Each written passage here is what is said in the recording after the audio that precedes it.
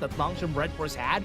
They do have a lot of ways to counter TMT with this lineup, but TMT, this is much easier to pull off, and that is it. Everybody, this is going to be game number 3. We're going to be starting this. It's almost like a best of 5 again because it's 1-1 already. Dominator versus Nongshim RedForce. It's time for them to show us who gets the advantage again. Yeah, and this is going to be the series that we wanted, right? We wanted it to be close. We wanted Nongshim to find ways to bounce back. They have, as they go into this game 3, they have a little bit of momentum. But if we're talking about these drafts, who are you giving the edge to, though, Dash?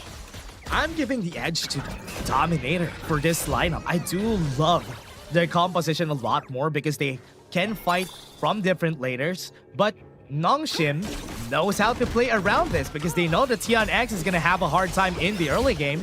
Delay them as much as they can. They got the boards a while ago, so that's enough work at this point in the game. Yeah, and look at how Nongshim right now are threatening the blue. I mean, just contesting. You don't have to really take the blue away. You're just making it a little uncomfortable for TNX because, see, he is so blue hungry. He needs to ensure that he gets that. If Nongshim were to steal that away, you're taking away a lot of the efficiency. But while you like the Dominator lineup, at the same time, you're looking at the Nongshim one. And this is their tried and true. This is a roster that they've been playing. This lineup that they like in 2025. It is very Nongshim in that sense. You can't really, count out Haku on this offense.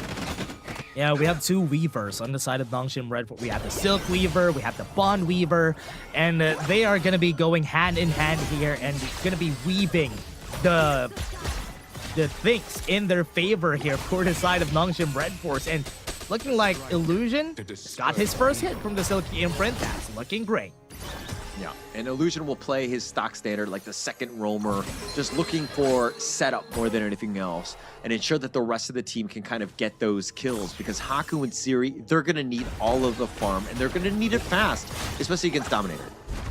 Yeah, they're trying to get the game as fast as they could, right? Because what they need to do here is to make sure that Illusion doesn't really need a lot of resources though, because you could just use the Silky Imprint on most team fights and job's done for him most of the time. So Nongshim is just going to be dictating the early phases of the game because TNX can't hold the candle to the lineup of Nongshim this early. Yeah, they have a better early game lineup, Nongshim that is. So that's definitely going to help them, but it's going to also accelerate the speed of the Ogren because you have that early game spike. So this is a moment where he gets to that mid game, and is Dominator going to be strong enough to really fight at that moment? Almost gets the jump. Yeah, that was a risky flash from Illusion. Nice attempt here for him to go for that. Because if that hit, that could have been a really great one. But it was still a very confident move from Nongshim RedForce, just giving out all the things. The Raging Sea, the knockup was able to hit, but they're still getting the heals anyway. And that is one shot to the board here for TMT with a first blood. I mean, Illusion, one good thing that Nongshim did was that they split up. They knew something was astray. Yeah. They called the boat. Tufts had left the lane. He's definitely going to be on the boat somewhere. So somebody has to go in. They spread out. Unfortunately for Illusion, he face-checked that boat into his face, and he pays with his life, giving up first blood. But again, it started with that attempt, and they stuck around. And that counter-initiation, that long, sustaining fight is going to be in favor of Dominator. Yeah, that's an okay trade, right? For Nongshim RedForce, they just lost Illusion. They didn't lose anything else. They still got their lanes anyway. And he tanked that just so the other 2 would be able to get away and still get their farms on the board. And doesn't need a lot of resources, as we said a while ago. Yeah, Rattel really teleporting. What? He even forced the set sail out of Tufts. He was teleporting in front of him and doesn't even care. He has 4 members right here from the side of Nongshim RedForce. They are not even going to attempt it because TNX is not here. Yeah, no attempt at that point. I mean, they would have been walking around. You'd think that they would try to go, but Haku obviously is not going to give that one up. So Nongshim right now, they needed that, right? They're down about 600 gold, which is, we were talking about that they had the early game spike, but right now they are behind. That was funny. The tussle on the top lane was really funny because Rattel was just teleporting in front. If Tufts just let him do his thing, that could have been way better. But right now, they're going to do their thing. The Raging Sea was able to slow them down, and now they're going to try to go for the chase down. What a save from L here.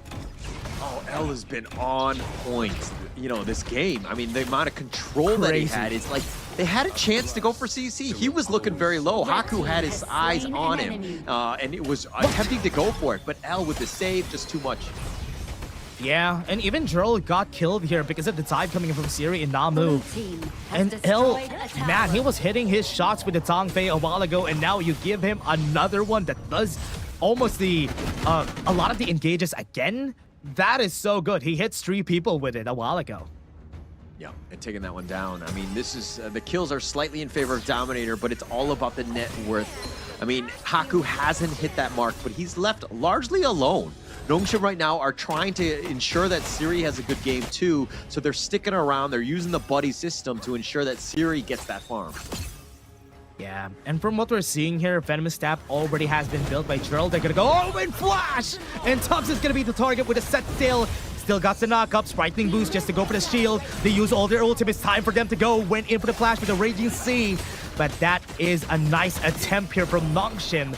It was just Tubbs was able to get away. All right, if we were in our ranked games and we were trying to go for a 5-man, ambush onto Tufts, we would have all died together, right? We would not have retreated. There's only going forwards. There's no going backwards at that point. Right? There's nowhere to go but forward. Exactly, right? And Nongshim, the perfect disengage. Understanding that, hey, we tried, we missed it, he's gonna survive, we need to stay alive, and they barely do on that one. Because the Raging Sea was actually pretty close. Yeah. We're going to be trying again here. Right now, on the middle, they're still looking for TNX here, but he is very afraid of Illusion's presence here because one Silky Imprint could be the end of it. But Siri, in the position, throws him back away, but was still able to dash. The Raging Sea was there to able to help him right now, and now they still get the kill. TNX, but on the backline, Tubbs doing a work of his own, and he's doing such magic. Haku is left alone, doesn't have the path of passing to pass out of this, but he was still able to get away anyway. 1-for-1 for now. Yeah, but Siri going down, that is absolutely huge. Tufts right now is becoming this monster. He is very tanky. Even with 3 members of Nongshim trying to deal with it, Tufts just focuses on Siri, ensures he gets the kill, and then there's really no way to deal with Tufts because they're lacking damage. It's all Haku and Siri in this game. Yeah. From what we're seeing here from Nongshim, they even went with the Ardent Dominator route for Illusion, just so he doesn't get picked off once somebody drops on him. So now, see here, at the bottom, Bertel gonna go for the fight here. Is using the set sail, tanks the ult, and the AR are gonna be continuing to go for the fight because here it comes Haku fighting against 4. They're gonna be coming in. They got the stun on him. He's not gonna move, and DMT takes the kill. Yeah, that was a big mistake. I mean, Haku, understand, he needs to just give that up. There's no reason to stick around. Yes, you lose your blue. It sucks. But dying is even worse. And now you've lost the bottom T2. Dominator completely making him pay for that mistake. Remember, Rattel has the flash here. He could still go in for an engage. Siri is dodging that set sail and even the frigid charge from a while ago. They're just going to back off. This is a tough one for Nongshim to have to come back from. I mean, this is a 3K net worth lead in favor of Dominator, but the state of the game and the way Dominator are playing, this lineup is so tough to deal with. You jump on one, they have the rest coming on a boat, they have the Raging Sea. You have so much counter initiation that you really can't take the fight that you want. Yeah, with Jurl and L playing this way, hitting like multiple targets every time, it's gonna be scary, but Rattel went in with a Truth Mantra, but onto the backline they still go, they still have advantage. The Meteor Storm is just a barrier in front of everyone. They can't even get close, and onto the backline they go. Illusion's gonna be next on the chopping block, and they're going down one by one in no particular order. Namu is the last one standing, an ace coming in from DMT, and they are gonna go for the finish. Dominator just gets one more on their belt. They just want to finish this. They are just gonna go. Truth Mantra is available, but they're not even gonna get close. They get a kill on one, but at what cost? The game ends and Dominator takes it in the end.